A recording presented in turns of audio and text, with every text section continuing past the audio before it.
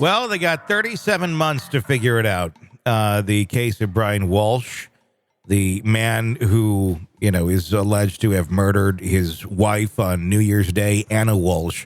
That was New Year's Day of 2003, and then went on to do all the Google searches of, how to get rid of body parts, how to collect inheritance. It was the most prolific Google search of 2023, I think.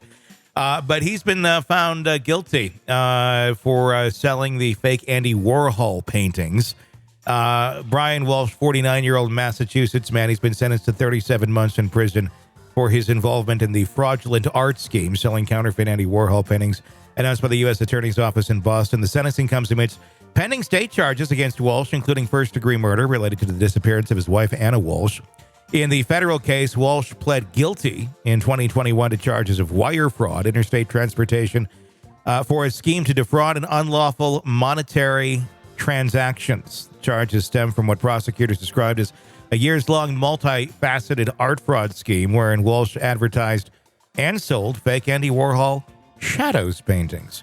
Anna Walshe was last seen on New Year's Day of 2023 at their home in Cohasset, according to police reports. While her body has never been found, Brian Walshe faces allegations of murder with a criminal complaint suggesting he killed her that day and disposed of her remains.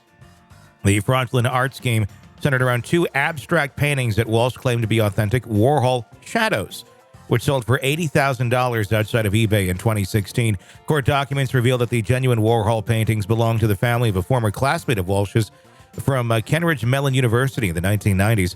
Prosecutors allege that Walshe never intended to return the authentic Warhol pieces to their rightful owners, as evidenced by excerpts from his diary at the time. Entries suggest a premeditated intent to defraud, with statements indicating a callous disregard for the victims. Who the fuck is... He's documenting all this in a diary? I'm just picturing him sitting down with a, old-fashioned style diary and, "Dear diary, today I'm going to defraud my friends. I'm never going to return these paintings. I'm going to try and sell them online, but not the real ones, fake ones." I mean, what the fuck? He's not a bright person. I mean, look at his Googles. He's an idiot. He's not He's not a smart person. Despite the federal sentencing, Walsh's legal troubles are far from over. He awaits trial on state charges related to his wife's disappearance and murder. Prosecutors have pointed to disturbing internet search history, including inquiries about disposing of a body and stopping decomposition as evidence against him. Yeah. And then there's the murder weapon in the basement, too. Don't want to overlook that. Walsh's attorney sought more lenient sentence of time served for 3 years of supervised release, but prosecutors pushed for the 37-month term, which the judge ultimately imposed. Meanwhile, Walshe maintains his innocence in the state murder case and remains in custody without bail. Now, do you think while he's in prison for this art fraud scheme, other inmates are going to go, "Oh, you're the guy who probably killed his wife," and maybe just take care of justice right there? He didn't kill a kid, so... So they don't care as much. I don't think he's up there as he would be if he had involved children in this. I didn't realize there are standards. There's definitely, they don't take too kindly to kid fuckers and things of that nature. And this is not a case where, thank God, that's not part of this case. But no, I think he'd be more on the line for something like that.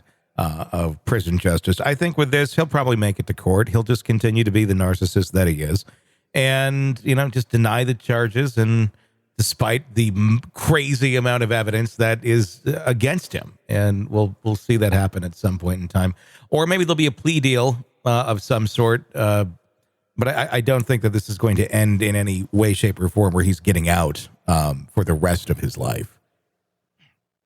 Well, hopefully they get to the trial soon. I mean, before he's suddenly released on good behavior in a year and a half for this charge.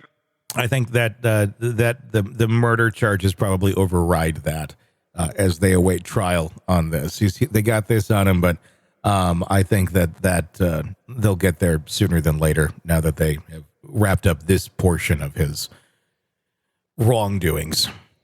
But yeah, that case, that to me feels extremely open and shut. But who am I? Who knows? Who knows exactly where that will go? But they at least now have 37 months. Want to listen ad-free? Want advance access to all of our interviews before anyone else? Become a True Crime Today Premium Plus subscriber on Apple Podcasts. You get every episode commercial-free. So you can binge on true crime Until you can binge no more. Search True Crime Today Premium Plus on Apple Podcasts now, or go to our podcast page and sign up now. More of the Hidden Killers podcast next.